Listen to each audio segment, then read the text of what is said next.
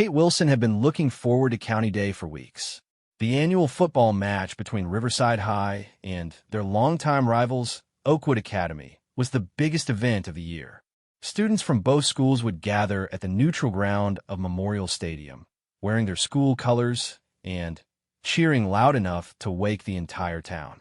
She woke up that Saturday morning with butterflies dancing in her stomach. The autumn air was crisp, and golden leaves scattered across her bedroom window as she pulled back the curtains. Today felt different somehow, like something important was about to happen. Kate had been chosen as one of the student representatives to present the trophy to the winning team, an honor that came with being the student council president. Her mother called from downstairs, reminding her that breakfast was ready. Kate rushed to her closet, scanning through her clothes carefully. She wanted to look perfect for such an important day. After trying on 3 different outfits, she finally settled on her favorite blue dress that matched Riverside High School colors perfectly. The dress made her feel confident and mature, exactly what she needed for her big moment in front of hundreds of people. But then came the shoe dilemma. Kate stood in front of her closet, staring at her collection of footwear. Her comfortable sneakers would be practical for walking around the stadium grounds, but they looked too casual with her nice dress. Her black dress shoes looked elegant and professional, perfect for the trophy presentation, but she knew they would be uncomfortable for standing and walking around for hours. After much consideration, she chose the black dress shoes. This was County Day, after all, and she would only be presenting the trophy at the end of the game. Surely she could handle wearing them for one day. She slipped them on, admiring how they completed her outfit in the mirror. The shoes had a small heel that made her feel taller and more confident, though she noticed they felt a bit tight around her toes. Kate grabbed her Riverside High scarf and headed downstairs where her parents were waiting with the car running. Her father smiled proudly when he saw her all dressed up, telling her she looked like a real professional. Her mother handed her a thermos of hot chocolate and reminded her to have fun, but stay safe in the crowd. The drive to Memorial Stadium took about 20 minutes, and Kate spent the time reviewing her short speech for the trophy presentation. She had practiced it dozens of times in front of her bedroom mirror, but nerves were starting to creep in. What if she forgot her words in front of everyone? What if she tripped while walking to the microphone? These thoughts swirled in her mind as they pulled into the busy stadium parking lot. Memorial Stadium was already buzzing with activity when they arrived. Cars filled every available space, and people streamed toward the entrance wearing blue and gold for Riverside or green and white for Oakwood Academy. The smell of hot dogs and popcorn drifted through the air, mixing with the excited chatter of hundreds of students, parents, and community members. Kate said goodbye to her parents and made her way to the student representative meeting area near the main entrance. She could already feel her feet starting to protest against the tight shoes, but she pushed the discomfort to the back of her mind. Today was too important to worry about something as small as uncomfortable footwear. The other student representatives were already gathered around Mrs. Patterson, the athletic director, who was explaining the timeline for the day. Kate listened carefully, taking mental notes about when she would need to be ready for the trophy presentation. The game was scheduled to start at 2 o'clock, and halftime activities would include performances by both school bands and the cheerleading squads. As Mrs. Patterson spoke, Kate shifted her weight from one foot to the other, trying to relieve the pressure building up in her toes. The shoes that had seemed perfectly fine in her bedroom were becoming increasingly uncomfortable on the concrete ground of the stadium. She flexed her feet inside the shoes, hoping to create a bit more room, but the tight leather refused to give. After the meeting ended, Kate had about an hour to kill before the game started. She decided to walk around the stadium to take in all the pre-game excitement and maybe grab something to eat. The concession stands were already busy with long lines of hungry fans, and the aroma of grilled food made her stomach rumble. She joined the line at the hot dog stand, chatting with classmates from Riverside High who complimented her outfit and expressed excitement about the game. Everyone seemed confident that their team would win this year, especially with their star quarterback, Marcus Thompson, who had been recruited by several colleges already. As she waited in line, Kate became increasingly aware of her feet. The shoes were pinching her toes more with each step, and she could feel the beginning of what would surely become painful blisters. She tried to ignore the discomfort, focusing instead on the lively conversations around her and the growing excitement as game time approached. When she finally reached the front of the line, Kate ordered a hot dog and a soft drink, then looked around for a place to sit and eat. The stadium was filling up quickly, and most of the good seats were already taken. She found a spot on a concrete bleacher and sat down gratefully, immediately feeling relief as the pressure came off her feet. The hot dog was delicious, perfectly grilled with just the right amount of mustard and relish. As she ate, Kate watched the teams warming up on the field below. Both squads looked strong and determined, and she could tell this was going to be an exciting game.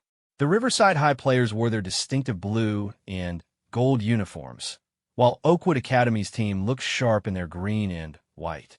After finishing her lunch, Kate knew she should probably walk around a bit more to show school spirit and mingle with other students. But as soon as she stood up, the pain in her feet returned with a vengeance. The shoes that had felt merely tight an hour ago now felt like instruments of torture, squeezing her toes together and rubbing against her heels with every step. She took a few careful steps, trying to walk in a way that would minimize the discomfort, but there was no escaping it. The combination of the hard concrete ground, her tight shoes, and hours of walking ahead was creating a perfect storm of foot pain. Kate began to regret her fashion choice, wishing desperately that she had chosen comfort over style. The opening ceremony was spectacular, with both school bands performing their fight songs while cheerleaders created colorful formations on the field. Kate forced herself to stand and cheer along with the crowd, but every moment on her feet was becoming more difficult to endure.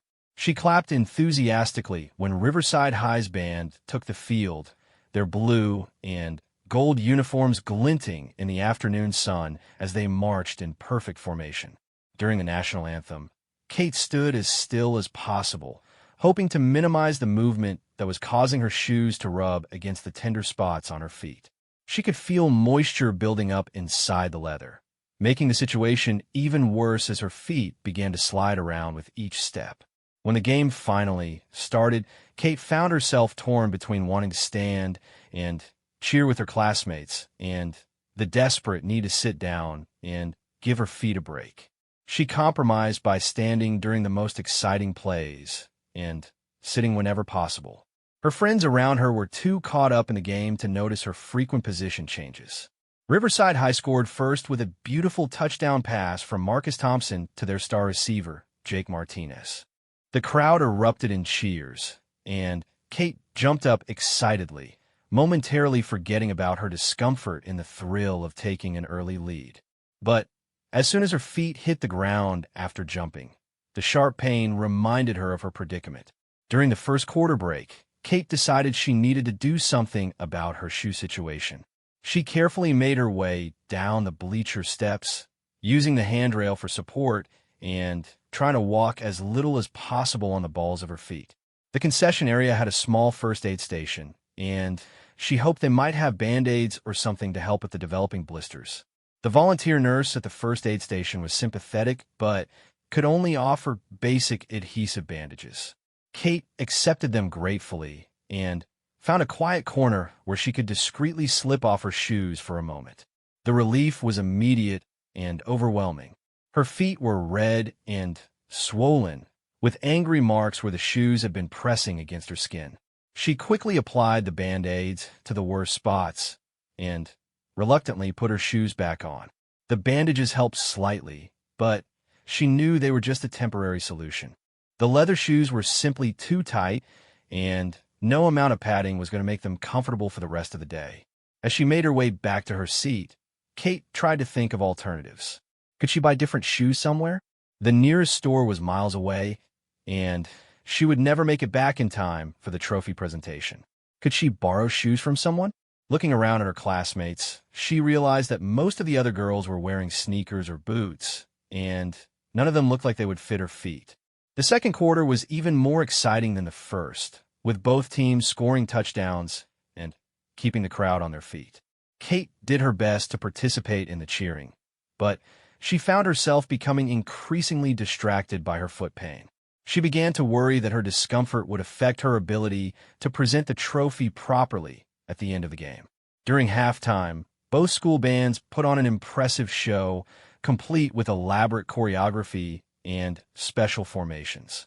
Kate loved watching the performances, but standing for the entire 20-minute halftime show was torture.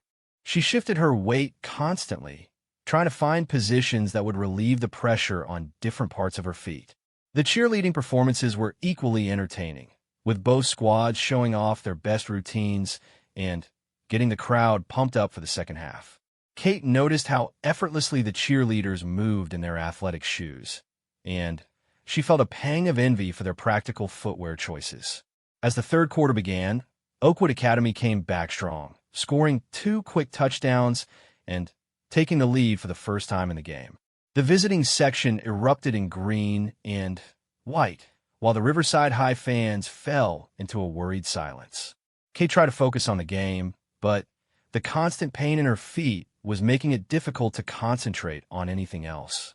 She began to seriously consider whether she should ask Mrs. Patterson if someone else could present the trophy.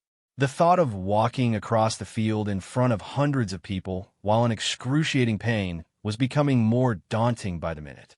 But she also knew how much this opportunity meant to her, and how disappointed she would be to give it up because of something as simple as uncomfortable shoes. During a timeout in the third quarter, Kate noticed her friend Sarah sitting a few rows away. Sarah was wearing comfortable sneakers that looked to be about the same size as Kate's feet. For a moment, she considered asking if they could trade shoes, but then realized how strange that would look and how it would disrupt Sarah's enjoyment of the game. The fourth quarter was nail-biting, with both teams fighting hard for every yard. Riverside High managed to tie the game with just 5 minutes left on the clock, and the entire stadium was buzzing with nervous energy. Kate found herself genuinely caught up in the excitement despite her discomfort, jumping and cheering along with everyone else when their team made good plays. With 2 minutes left in the game, Marcus Thompson threw an incredible pass that looked like it would secure the win for Riverside High. The crowd held its breath as the ball sailed through the air, and Kate forgot all about her feet as she watched the play unfold. The receiver caught the ball in the end zone, and the stadium exploded in celebration. But then the referees called for a review, and everyone had to wait anxiously to see if the touchdown would stand.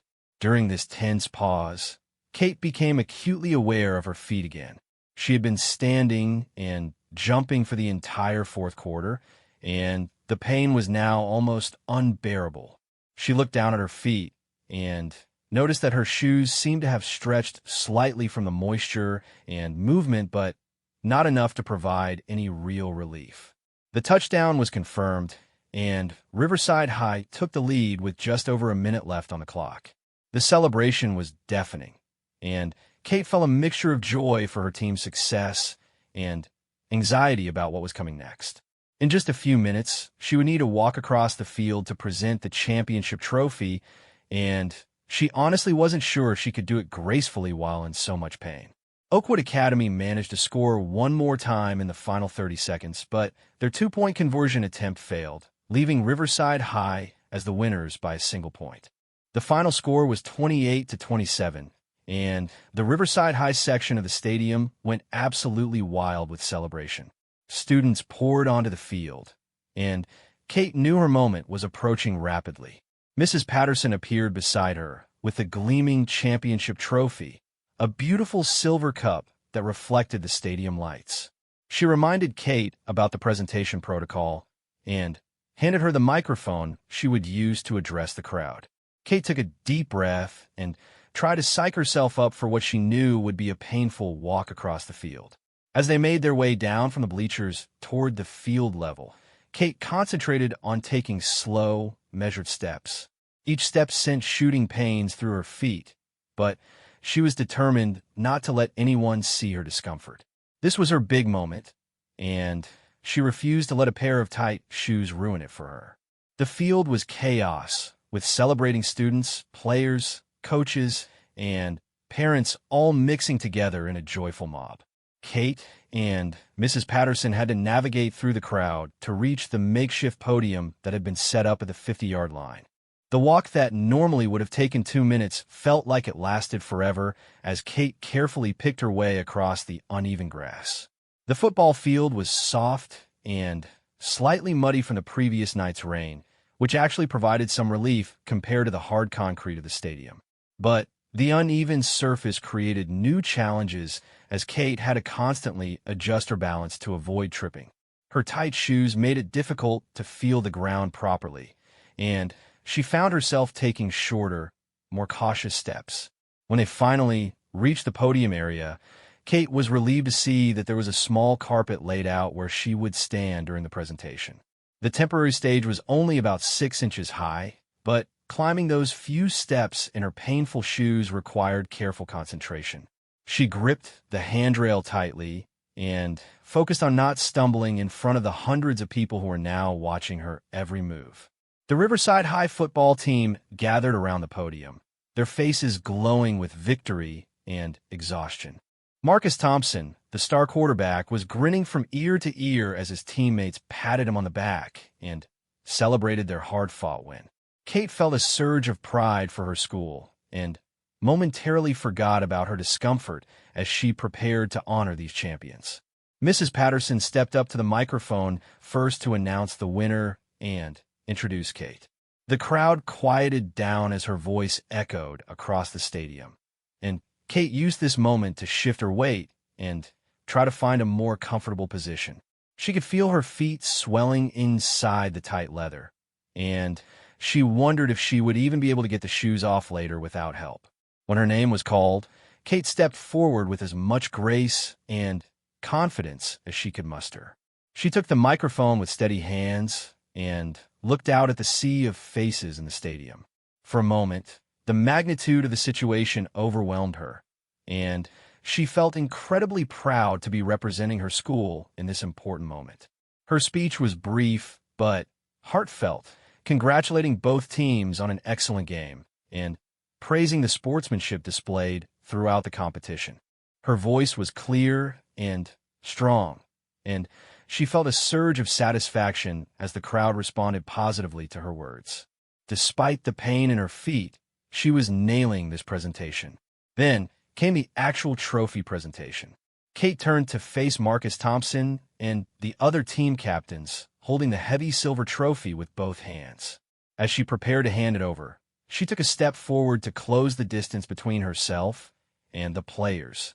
It was a small step, but it was one step too many for her tormented feet. As her weight shifted on her right foot, Kate felt a sharp, intense pain shoot through her toe. The pressure inside her shoe had reached a breaking point, and something had to give. At exactly the wrong moment, as dozens of cameras flashed and hundreds of people watched, Kate let out an involuntary gasp of pain and looked down at her feet. The movement was instinctive and immediate. Without thinking, she pointed down at her shoes with her free hand while still holding the trophy with the other. The gesture was so natural and spontaneous that it took a moment for everyone, including Kate herself, to realize what had happened. Marcus Thompson looked confused as he reached for the trophy, unsure whether he should take it or wait for Kate to compose herself. The crowd fell silent, wondering what was happening on the podium. Mrs. Patterson stepped forward with concern, thinking that Kate might be having some kind of medical emergency. Kate realized immediately what she had done and felt her face flush bright red with embarrassment. She had just pointed to her shoes in front of the entire county, drawing attention to her discomfort at the most inappropriate possible moment. The gesture had been completely involuntary, but that didn't make it any less mortifying. She quickly straightened up and completed the trophy handover, forcing a bright smile and trying to act as if nothing had happened. Marcus accepted the trophy gracefully and raised it high above his head as the team and crowd erupted in cheers once again. But Kate knew that her unexpected gesture had not gone unnoticed. As the celebration continued around her, Kate stepped back from the center of attention and tried to blend into the background. Her feet were still throbbing, but now her embarrassment was competing with the physical pain for her attention. She replayed the moment over and over in her mind, cringing at the memory of pointing at her shoes during such an important ceremony. Mrs. Patterson approached her with a concerned expression, asking if everything was all right. Kate assured her that she was fine, just dealing with some uncomfortable shoes, and tried to laugh it off as a minor wardrobe malfunction. But internally, she was mortified by her public display of discomfort and worried about what people would think. As the official ceremonies wound down and the crowd began to disperse, Kate found herself surrounded by classmates who had witnessed her awkward moment. Some were genuinely concerned about whether she was hurt, while others were trying not to laugh at the unexpected interruption to the formal trophy presentation. Her best friend Emma was the first to reach her, immediately asking if she was okay and offering to help her get off the field. Kate appreciated the support, but felt embarrassed that her discomfort had been so obvious. She tried to downplay the incident, insisting that it was just a minor issue with tight shoes and nothing to worry about. But as more people approached her with questions and comments, Kate realized that her spontaneous gesture had become the talk of the post-game crowd. Some people found it endearing and relatable, sharing their own stories about uncomfortable formal shoes and fashion disasters. Others seemed puzzled by why she would draw attention to her footwear during such an important moment.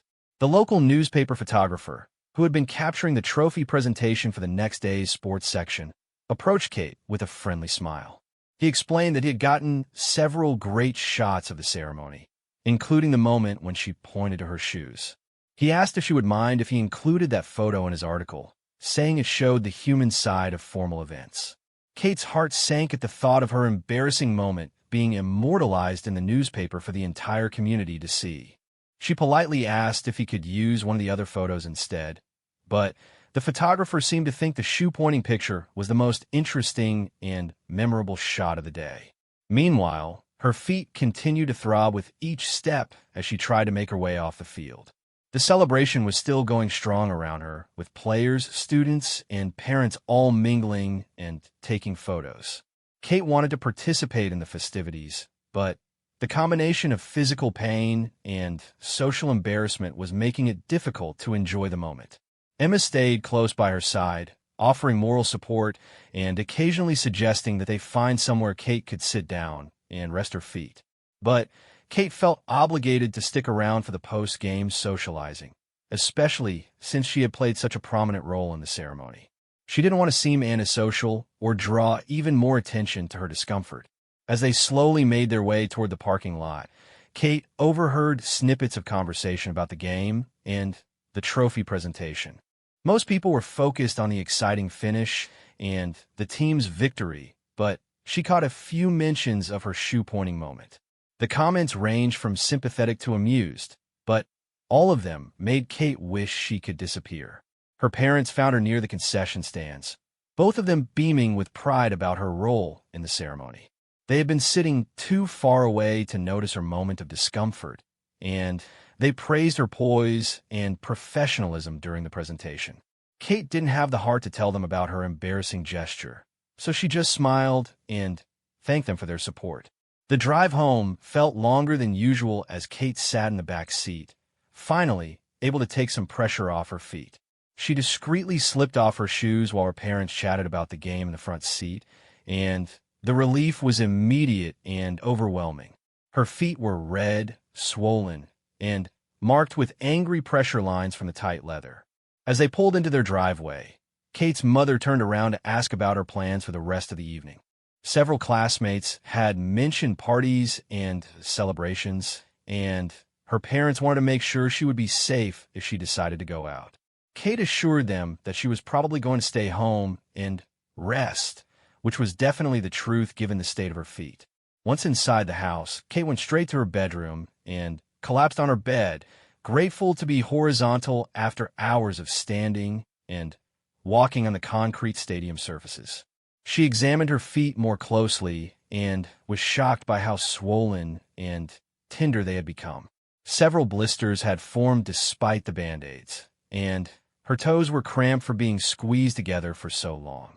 She soaked her feet in warm water with Epsom salts, a home remedy her grandmother had taught her for tired, achy feet. As she sat there with her feet in the basin, Kate reflected on the day's events and tried to put her embarrassing moment into perspective. Everyone had uncomfortable moments, and pointing to her shoes was hardly a major social disaster. Her phone started buzzing with text messages from friends and classmates. Most of them were positive, with people congratulating her on a great presentation and asking about her feet. A few messages included laughing emojis and jokes about her shoe situation, but they seemed good-natured rather than mean-spirited. Emma texted to check on her and share some photos from the day. Kate was relieved to see that most of the pictures showed her looking confident and professional during the early parts of the ceremony. The photos reminded her that she had actually done a good job overall, despite the awkward ending. Her younger brother knocked on her door and asked about the game, having heard from friends that something funny had happened during the trophy presentation. Kate gave him a brief summary of the day's events, including her shoe mishap, and was surprised when he laughed and said it sounded like something that would happen to him. As evening fell, Kate began to feel better about the situation. Her feet were recovering in the warm water, and the messages from friends were mostly supportive and understanding. She started to think that maybe her moment of pointing to her shoes wouldn't be remembered as the disaster she initially feared it would be. She decided to post a lighthearted message on social media about the day, acknowledging her shoe situation with humor and congratulating the football team on their victory. The response was immediate and positive, with friends and classmates sharing their own stories about fashion disasters and uncomfortable formal wear. By bedtime, Kate had received dozens of supportive messages and even some friend requests from people who said they admired her honesty and relatability. The local newspaper photographer had also sent her a message, letting her know that he had decided to use a different photo for the sports section after considering her request. The next morning, Kate woke up to find that her feet were much better, though still slightly tender from the previous day's ordeal. She could walk normally again, and the swelling had gone down significantly. More importantly, her embarrassment had faded overnight, replaced by a sense of accomplishment about how she had handled a challenging situation. At breakfast, her parents showed her the local newspaper sports section. The main photo was a beautiful shot of her handing the trophy to Marcus Thompson, both of them smiling broadly as confetti fell around them. The article praised the exciting game and mentioned her gracious and heartfelt presentation ceremony. There was no mention of her shoe incident at all. When Kate arrived at school on Monday morning, she was pleasantly surprised by the reactions from her classmates. Instead of the teasing or embarrassment she had expected, most people seemed to view her shoe-pointing moment as endearing and relatable. Several students shared their own stories about uncomfortable formal wear and fashion mishaps. During lunch, a group of younger students approached her table to thank her for making them feel better about their own awkward moments. One freshman girl mentioned that seeing Kate handle an embarrassing situation with grace had helped her feel less anxious about upcoming presentations and formal events. The story of Kate's County Day shoe incident became something of a legend at Riverside High, but not in the way she had feared. Instead of being remembered as an embarrassing failure, it became a story about authenticity and the importance of being real in formal situations. Students appreciated that their student council president was human and relatable, not some perfect figure who never experienced discomfort or awkwardness. A few weeks later, Kate was asked to speak at a school assembly about public speaking and handling unexpected situations. She decided to embrace her shoe incident as a teaching moment, explaining how she had learned that sometimes the most memorable moments come from showing your authentic self rather than maintaining a perfect facade. During her assembly speech, Kate talked about the importance of preparation and looking professional, but also about the value of being genuine when things don't go according to plan. She encouraged students to learn from her experience by choosing comfort over style when possible, but also by understanding that awkward moments are part of life and don't have to define you. The response to her assembly was overwhelmingly positive. Students and teachers appreciated her honesty and humor about the situation, and many people mentioned that her willingness to discuss her embarrassing moment had made her seem more approachable and real as a leader. Kate's story also spread beyond Riverside High through social media and word of mouth. Other student council presidents from neighboring schools reached out to share their own formal event disasters, creating a small community of students who supported each other through the challenges of public representation. The local newspaper eventually did a follow-up feature story about student leadership, and Kate was interviewed about her experiences representing her school. When the reporter mentioned her shoe incident from County Day, Kate laughed and said it had become one of her favorite memories because it taught her so much about authenticity and resilience. Marcus Thompson, the quarterback who had received the trophy from Kate, later told her that her moment of pointing to her shoes had actually made the ceremony more memorable and special for the team. He said it showed that she was a real person dealing with real challenges, not just someone going through the motions of a formal presentation. Years later, when Kate was in college, she would often tell the story of her County Day shoe incident to friends and roommates. It had become a favorite anecdote about learning to handle unexpected situations with grace and humor. She kept the tight black shoes in her closet as a reminder of the day. She learned that being authentic is often more valuable than being perfect. The trophy that Kate presented that day remained in Riverside High's trophy case, where it served as a reminder of an exciting championship game. But for Kate, the real trophy from that day was the confidence she gained in knowing that she could handle challenging situations and that her authentic reactions made her a better leader, not a worse one. During her senior year, when new student council officers were being elected, Kate made sure to share her County Day story with the candidates. She wanted them to understand that leadership sometimes involves uncomfortable moments and that the best response is usually honesty, humor, and grace under pressure. The tradition continued at future County Day events, where student representatives would often share their own stories about formal, challenges, and awkward moments. Kate's legacy wasn't just about presenting a trophy, but about creating a culture where students felt comfortable being human and authentic even in formal situations. Looking back, Kate realized that pointing to her shoes during the trophy presentation had been one of the best things that ever happened to her. It taught her valuable lessons about leadership, authenticity, and resilience that serve her well throughout high school, college, and beyond. What started as an embarrassing moment became a defining experience that shaped her approach to challenges and public service.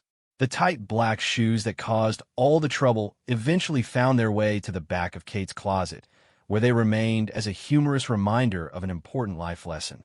She never wore them again, but she also never threw them away. Keeping them as a symbol of the day, she learned that sometimes the most meaningful moments come from our most human responses to difficult situations.